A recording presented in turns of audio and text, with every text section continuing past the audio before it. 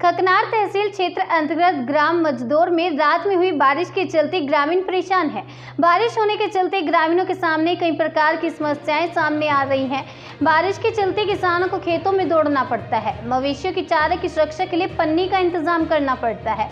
वक्त से पहले हुई वर्षा ने किसानों की परेशानी को बढ़ा दिया है। वर्तमान स्थिति में दुकानें बंद होने से लोगों को बरसाती पन्नी नहीं मिल पा रही, जिससे किसानों की फसल को पानी से सुरक्षित रखने में कोई भी सुरक्षित इंतजाम नहीं किए जा रहे हैं, जिसके चलते ग्रामीणों ने प्रशासन से व्यवसाय करने की अनुमति मांगी है।